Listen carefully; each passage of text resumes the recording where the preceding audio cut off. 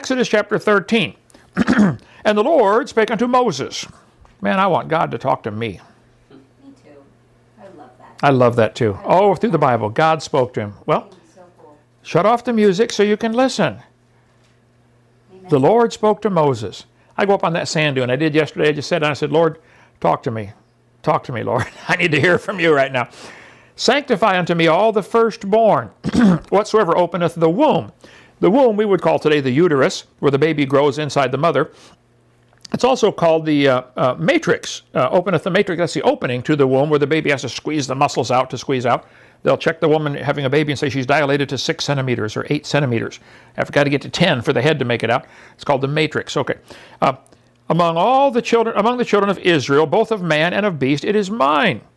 Moses said unto the people, remember this day in which ye came out of Egypt, out of the house of bondage, for by strength of hand the Lord brought you out from this place. There shall no leavened bread be eaten. God said, I want you to remember now, don't eat leavened bread.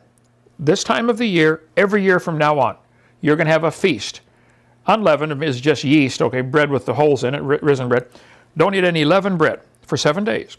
This day, you came out in the month Abib. And by the way, this is where the Hebrew calendar starts. Now, they started when their calendar started with the Exodus. And it shall be when the Lord shall bring thee into the land of the Canaanites, the Hittites, the Amorites, the Hivites, the Jebusites, the Electric which he sware unto thy fathers to give thee, a land flowing with milk and honey, that thou shalt keep this service in this month. Every year, this month, you're going to do this celebration. 7 days thou shalt eat unleavened bread. So they're going to do this for 7 days because it took Pharaoh 7 days to catch them. They went for 7 days and got stuck against the Red Sea. I'll show you in a minute where that happened. And in the 7th day shall be a feast to the Lord. And all this is a reminder so you can tell your kids and grandkids, remind them to tell the story of what God did for me. And you need to have reminders. Unleavened bread shall be eaten 7 days. And there, well, that's good. Yeah, I should tell the wrench story. I have, I think out in the shop now, at least I had for years, a 12-millimeter wrench. 12-millimeter and 14-millimeter box wrench. Have you seen it, David? It's welded together. It's been sawed in half and re-welded. Wow, I gotta see it. Yeah, it's out there somewhere. We got 1,000 wrenches there, but I was working on my Toyota, I think it was, or whatever kind of car. I have 130 cars. And I was trying to get the intake manifold off to fix new gasket because it was leaking, and the manual said you got to remove the head. I said, I don't want to take the whole head off the thing. I just want to get the manifold. But there was one nut I couldn't get off. And I'm under there, my tongue hanging out, trying to get the nut off. And my dad said, what's the problem, son? I said, Dad, I need you to take me to Sears. I got to get buy 2 more universals for the socket. He said, you do? I said, yeah. If I had 3 universals, I could snake around. I could turn it with 3 universal joints. He said, now what's the problem exactly? I said, the problem is I need 2 universals. He said, no, that's not the problem. What is the actual problem? Well, the actual problem is I can't get this nut off. Okay. Now, what have you tried? He said, well, I said, I put the wrench on. I can only turn it a little ways. I can't turn it far enough to even reset the wrench and do it again. So I've got to get 2 universals. He said, no, son, you've got to get the nut off. Well, Dad, that means I got to get 2 universals. He said, no, son, saw the wrench in half. Then did you be able to swing it around? I said, cut the wrench? Dad, cut the wrench? He said, how much is a wrench, son? I said, it's $2. How much is a universal? $3 each. We got to drive to Sears to get them? You're right, Dad. Cut the wrench. So I sawed the wrench in half, got it off, worked fine, welded it back together. Wow. I use that as a reminder for my kids of how sometimes we are so focused on this is the way we have to solve the problem. Right. We've got to go to Hong Kong right now to pick up this screw to hang this picture on the wall, and they only make this screw in Hong Kong. How about use a nail? Oh. How about throw the picture away? How about tear the house down? Oh. There's always other ways to solve things, you know. My dad was so good at that concept of teaching us boys to do that kind of stuff. We'd come in and say, hey, Mom would say, the grass is long. Who's going to mow the grass? My brother would say, oh, the lawnmower's broken. So we'd have competition. Who can think up the most ways to fix the problem? Mom says the grass is too long. She's concerned about it. Okay. Well, the lawnmower's broken. Well, how many ways can we think to solve that? 1, get a new lawnmower. 2, fix the lawnmower. 3, hire the neighbor kid. 5, get a goat. C, shoot Mom so she don't worry about it no more, you know. Think of all the possible solutions to solve this thing. There are always lots of ways, and we get so focused on our way. Got to be done this way, that we stop everything and spend $50 to go to the store to buy a screw. Think, okay, there's other ways to do it. There's a concept of living that my dad taught us that was just so classic, you know. You don't need to get a universal, son. You need to get the nut off. Oh, cut the wrench. Wow. So I use that with my kids all the time growing up. Cut the wrench. Oh, you mean better think about that. Yeah, there's other ways. I'm surprised I got enough leverage after you shrunk it. Yeah, then I could tap it with a little hammer. I knocked it right around. Nope, got it off, fixed the car. We figured with that, I think it was Toyota. If we put about $800 into it and fixed everything, it's going to be worth about $200. Kind of like my van, you know. If we put $3,000 into it, it'd be worth $80, you know. Okay, and thou shalt show thy son. Have you done that to a car before, brother? Put thousands into it and it's worth $50 when you're done? For other people. For other people, okay. Not for you. And thou shalt show thy son in that day, saying, this is done because of that which the Lord did unto me when I came forth out of Egypt. You ought to have reminders. I can show them the scar, the rocks in my elbow, the reminder of the stupid thing I did hanging onto the side of the car on the bicycle. Don't hang on the car, on the bicycle, okay? So he said, and it shall be for a sign unto thee upon thy hand, for a memorial between thine eyes, that the Lord's law may be in thy mouth. I want you to be constantly reminded of these things. For with a strong hand hath the Lord brought thee out of Egypt. Thou shalt therefore keep this ordinance in his season from year to year. And every year, still today, the Jews do the Passover feast. And it shall be, when the Lord shall bring thee into the land of the Canaanites, as he sware unto thee, and to thy fathers, and shall give it thee, that thou shalt set apart unto the Lord all that openeth the matrix, and every firstling that cometh of beast which thou hast, the males shall be the Lord's. And starting from here on, he said, now look, I killed all the firstborn of all the people of Egypt and all the animals, and so all of your firstborn belong to me, God said. They're rescued because of that blood on the door, so they all belong to me. Now later, you'll see in the book of Leviticus, I think, where God said, okay, I'm going to swap now. I want all of the count how many firstborn there are, and count how many of the tribe of Levi there are. And we're going to swap, and I'm going to take all the Levites now to be my priests. But originally, the firstborn of every house was the priest of the family. He was the priest. His responsibility was spiritual duties in the family. So that's another story. And every firstling of an ass thou shalt redeem with a lamb, and if thou wilt not redeem it, then thou shalt break his neck. And all the firstborn of man among thy children shalt thou redeem. And it shall be when thy son asketh thee in time to come, saying, what is this? That thou shalt say unto him, by strength of hand, the Lord brought us out from Egypt, from the house of bondage. The Jews were always talking about that story. For 3,500 years, they've been talking about that story, telling their kids.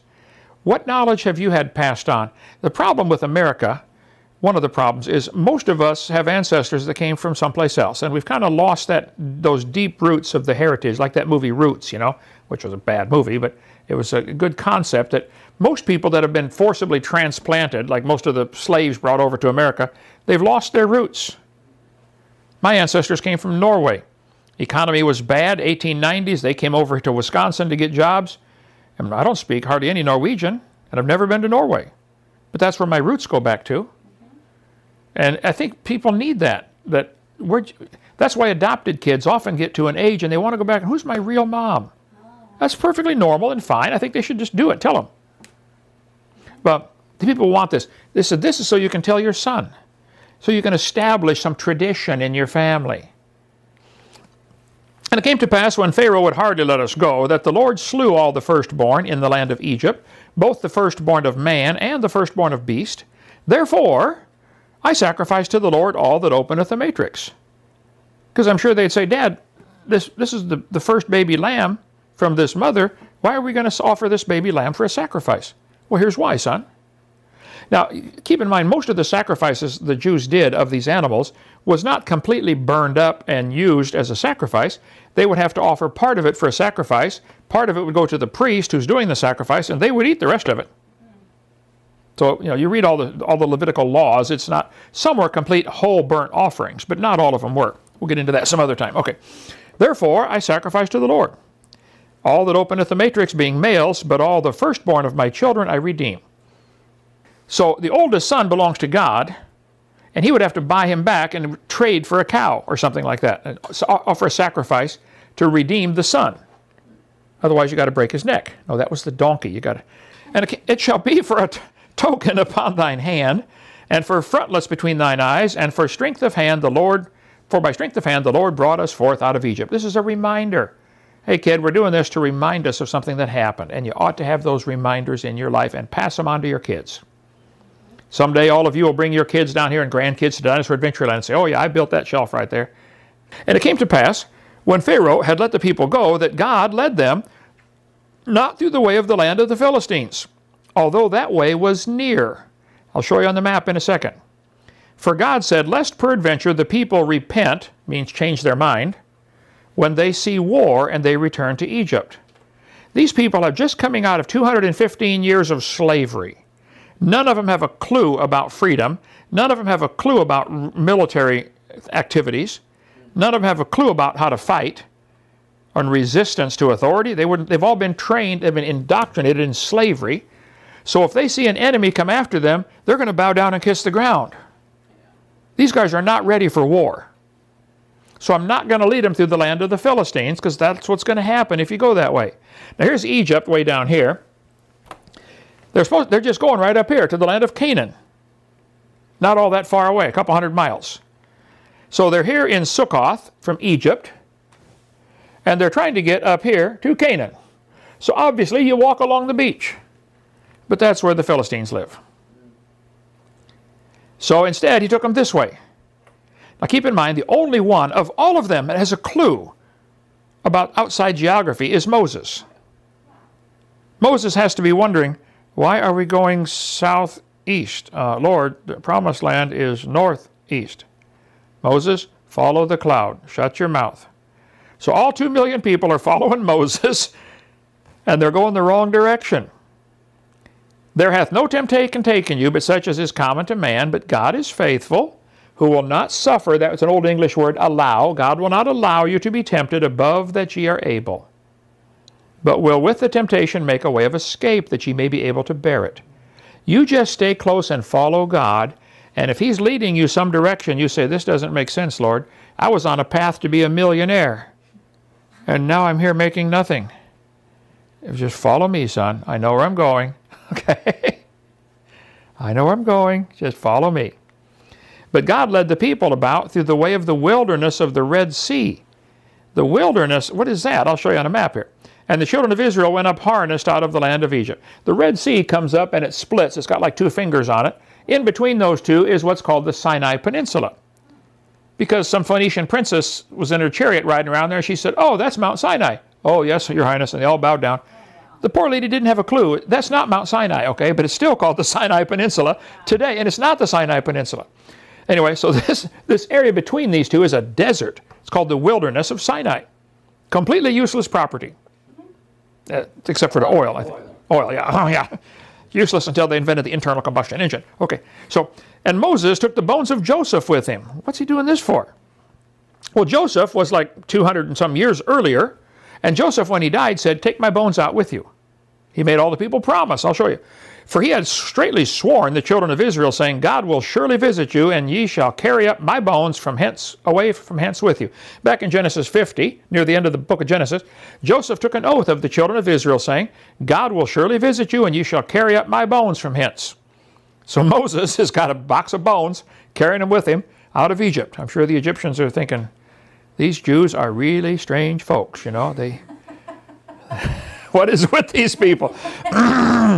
And they took their journey from Sukkoth and encamped in Etham in the edge of the wilderness. So they went from Sukkoth down, instead of going this way, which would take them up the way they wanted to go, they went across and ended up stuck against the Red Sea. I don't think they thought they were that weird. I mean, they worship frogs and insects. That's true. They worship frogs and flies, and yeah. I was preaching in, where was I at? University of Guelph in Canada. The students, some of the Christian students, got a spot where 5 hallways come together, huge, in the commons, you know. And they said, we can give you a table for your dinosaurs and a place for your projector and 50 chairs. And then it's up to you to get a crowd. So I set my table up full of dinosaurs, you know, and books and charts and stuff. And And students began stopping. What's this? I said, I'm going to teach on creation. Oh, okay. And they'd sit down. Within about 2 or 3 minutes, all the chairs were full. Within about probably 6 or 7 minutes, the hallways were jammed. The word got around, there's a creationist on our campus. Oh, no. Call the National Guard. Okay? It was hilarious. Here I had this hundreds and hundreds of students listening to me teach on creation. And this girl, I'm going to use that term loosely. I think it was a girl. Okay? Everything I could see was tattooed and pierced. I'm assuming other things were too. And her hair was about this long, and blue hair, about 1 inch long, all over, shaved off, except dyed blue. Everything pierced, tattooed. She just walked, whatever it was, walked right up on the stage and said, "You got permission to do this?" I said, yes, ma'am. She said, "This is kind of weird." It was all I could do to say, "You want to see weird? Come with me. Let's go find a mirror. I'll show you what weird looks like." That really happened.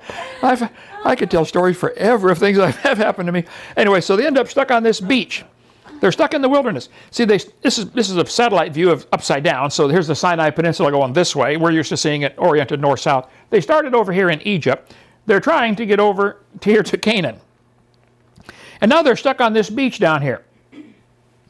They started up here, and they're going the wrong way. Instead of going this way, they go down this way and stuck on the beach. And Pharaoh's generals tell him, "Hey, Pharaoh, you know those people you let go? We can go get them back." "Oh, yeah, get all my slaves back?" Pharaoh's probably pretty broke about now. All his silver and gold and cows and crops and 20% of his people. And he's probably looking at the bank account thinking, we got to do something here, you know. Let's go get these slaves. "And the Lord went before them by day in a pillar of cloud to lead them the way, and by night in a pillar of fire, to give them light to go by day and night. And he took not away the pillar of the cloud by day, nor the pillar of fire by night from before the people." Now these people were rebellious and stubborn and bullheaded, but God always showed them the way. Follow that pillar of cloud in the daytime, and at night it turned into a pillar of fire. You can't miss it, guys. This is how you're supposed to go. And God has made it real clear what he wants us to do in most cases. It couldn't be more clear. "Thy word is a lamp to my feet and a light to my path." You really want to follow God? Read the word and do what it says. Children, you want to follow God? Obey your parents. That's what it says 3 different times. Wives, you want to follow God? Submit to your husband. Husband, you want to follow God? You love that woman. That's what it says. "Yeah, but you don't know what I got to live with." Well, that's the command, okay? It says, "Dwell with them according to knowledge." Good luck with that one. Anyway, "He shall feed his flock like a shepherd. He shall gather the lambs with his arms and carry them in his bosom, and shall gently lead those that are with young."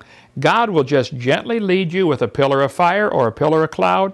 There won't be very many times, I can think of any times, where you won't know what God wants you to do. If you just get quiet, get patient, sit and read the word, look around. Where's that pillar of fire, Lord? Why are you leading this way, Lord? I want to go this way. I was going to say, usually we know, we just don't want to go. Usually we know and don't want to go. Yeah, that's the problem, right? So that's the lesson from Exodus chapter 13. Exodus 14 tomorrow night.